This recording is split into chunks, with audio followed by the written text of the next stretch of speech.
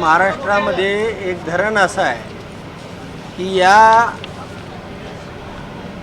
30 वर्षापूर्वी हे नेरा देवधरचं धरण बांधलं आणि हे धरण बांधल्यानंतर या धरणाला कालवेच नाहीत। असं महाराष्ट्रामध्ये जे धरण आहे त्याचं नाव आहे नेरा देवधर हा प्रकल्प। ज्या दुष्काळी भागासाठी हे धरण बांधलं त्या दुष्काळी भागामधील हा माळशिरस तालुका हा शेवटचा टप्पा आहे। सरसेनापती संताजी घोरपडे ज्या या माळशिरस तालुक्यातील दुष्काळी 22 गावामध्ये त्यांचा तळ होता, ज्या महादेवाच्या डोंगर रांगामधून त्यांनी लढाई केली आणि त्या भूभागावरती जे आसपासचं सगळं सैन्य होतं ते या 22 गावामधील होतं आणि अशा या लढाऊ सैनिकांच्या वारसांना स्वातंत्र्याच्या 75 वर्षानंतर सुद्धा पाणी मिळत नाही, ही अतिशय दुर्दैवाची गोष्ट आहे।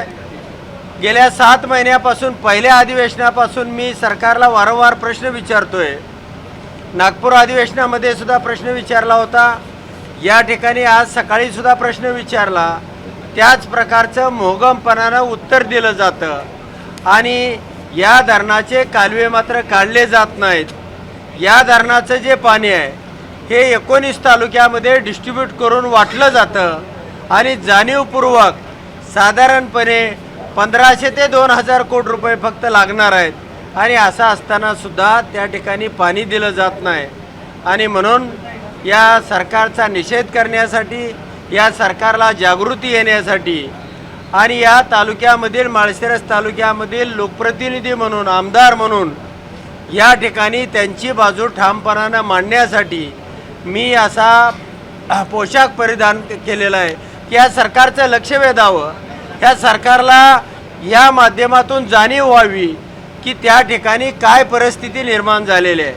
आणि म्हणून ज्या स्वराज्याचं रक्षण शूरवीर संताजी घोरपडे यांनी 16 वर्ष केलं आणि त्या 22 गावामध्येच कनेर इस्लामपूरच्या संगमावरती संताजी घोरपडेंचा कपटाने वध करण्यात आला, ती भूमी आहे आणि त्या भूमीला या स्वातंत्र्यानंतर पाणी नाही। जनावराला शेतीला तर सोडाच, पण पिण्याच्या पाण्याची सुद्धा मोदात आहे। या 22 गावाला गेल्या उन्हाळ्यामध्ये टँकर होते आणि मग शासनानं याची सकारात्मक भूमिका घेणं गरजेचे आहे। सरकारनं यामध्ये 100 दिवसामध्ये याचे टेंडर काढले पाहिजेत आणि 1 वर्षाच्या आतमध्ये पाईपलाईनचं PDNचं काम आहे आणि ते 158 किलोमीटरपर्यंत केलं पाहिजे। आणि ज्या योजनांना सरकारनं मान्यता दिलेली आहे ती मान्यता ही फक्त खाजगी किंवा सहकारी उपसा सिंचन योजनेनं दिलेली आहे। त्याचा सुधारित प्रस्ताव शासनाने ही योजना करायची आहे, उपसा सिंचन योजना, परंतु त्यालासुद्धा शासनानं आज तारखेपर्यंत मान्यता दिलेली नाही। म्हणून या सरकारचं लक्ष वेधण्यासाठी संताजी घोरपडेंचे, शूरवीर बाबुराव पवारांचे, शूरवीर मकाजी देवकतेंचे जे वारस आहेत हे पाण्याविना तडफडत आहेत आणि सरकारला जाग नाही, या उद्देशानं सरकारचं लक्ष वेधणं हा पाठीमागचा उद्देश आहे।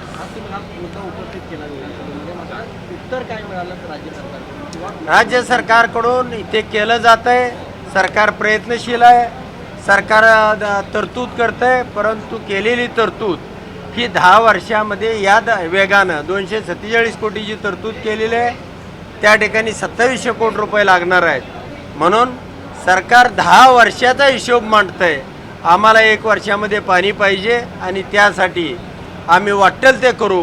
त्या ठिकाणी सरकारला कोणत्याही माळशिरस तालुक्यामध्ये प्रवेश देणार नाही, मंत्र्यांना प्रवेश देणार नाही, सरकारच्या लोकप्रतिनिधीला येऊ देणार नाही, अशा पद्धतीची भूमिका आम्ही त्या ठिकाणी घेतलेली आहे।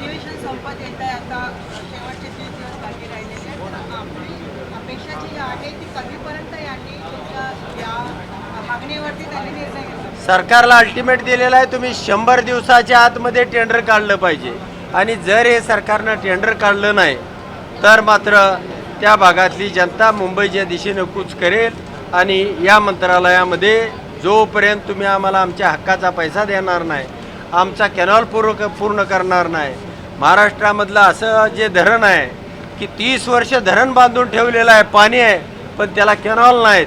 ही राज्य सरकारची इज्जत घालवणारं, त्यांच्या कारभारावरती एक आसूड ओढणारं आणि त्यांच्या कारभाराचा लोकाजोका मांडणारा अशा प्रकारचं या महाराष्ट्रातलं हे धरण आहे. धन्यवाद.